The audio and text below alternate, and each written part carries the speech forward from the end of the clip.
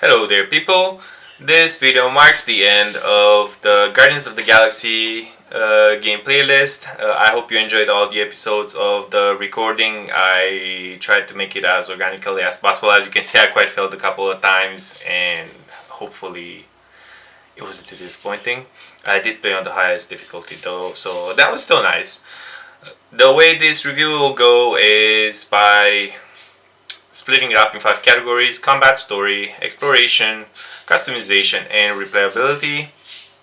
And then it works on a scale of 1 to 10, and then you just get like an overall score. I'm gonna try and make this as short as possible with some little tips and with some little thoughts about each section.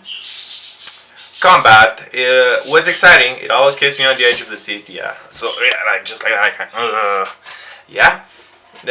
I think the most awesome thing out of it was like the huddle up feature, just getting the Guardians of the Galaxy, trying to see which answer would be best to give it the boost for everybody, not just Star Lord.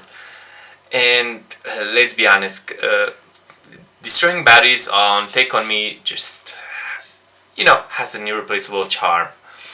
Right.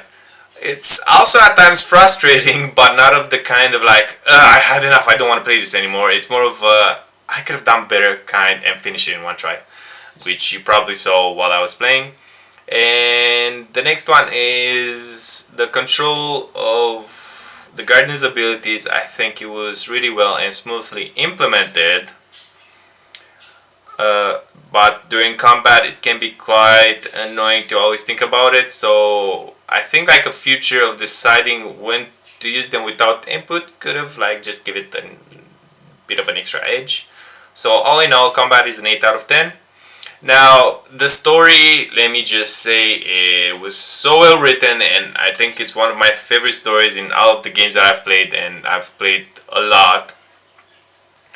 It feels really, it flows really well. The small bits and pieces of lore that are laid out throughout the game really builds on the world. I like that the major choices can have repercussions throughout the game. The characters were really believable, really felt like you dealt with actual people, which can sometimes be quite annoying, and they had like their own personalities.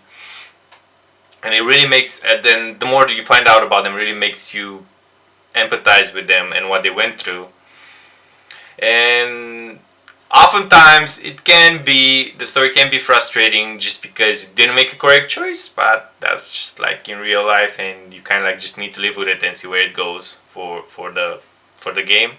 So I'll be honest, I'll just give it like a 10 out of 10. I just love the story, and I can't think of a story that like kind of like tops it up that much. Exploration is the next category. The world is absolutely gorgeous. It's beautiful. It makes you want to look in like every nook and cranny for each environment that you're in. The words, the ones where you have lots of emphasis, are lively. You can hear the chatter, you can hear the sounds of what's happening in the background. It really makes you want to go and look what's like, hey, what's up there. That's why I kind of feel sad that I didn't go in the bar correctly the first time. There are collectibles, but they're not of the I had enough of them kind, but I still need to do them. They are there. They're mostly for upgrading the abilities of Star-Lord and his passives. I will be honest, not knowing exactly which way would push me forward, even if I like use the helmet to get a direction, could be quite annoying, because that meant that I failed to see I failed to catch some suits and seeing the Emporium, which I will probably replay the game again for, but hey ho. It can be annoying, but I guess that's what New Game Plus is for. All in all, exploration gets an 8 out of 10 for me. Now, customization, it's there, but not per se as you think it would be. Uh, you can upgrade your passive and abilities for Star-Lord. There are quite a few suit variations for each character, but as I said in the previous one, exploration,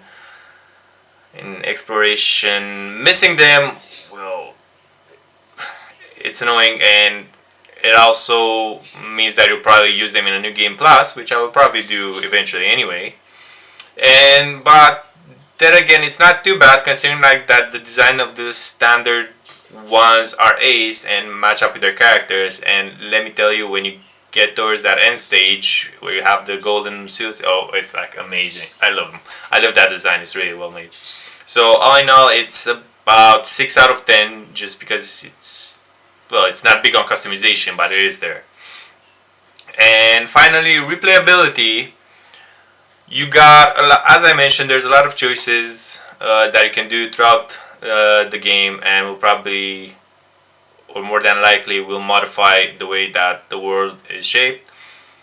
The missed pieces of lore and occasional costumes will make you want to go into a new game plus anyways.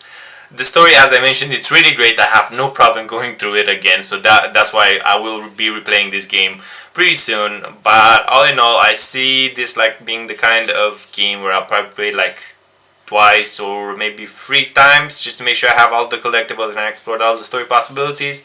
So this one gets like 7 out of 10. So taking all of those into consideration, combat, story, exploration, customization, and replayability, you get an overall score of about 7.8, but let's just round it up and say it's about an 8 out of 10, okay? So all in all, it's a game that I would recommend with all my heart. Play it, enjoy it, and then let me know what you think about it if you want in the comments below. And all in all, have a nice day.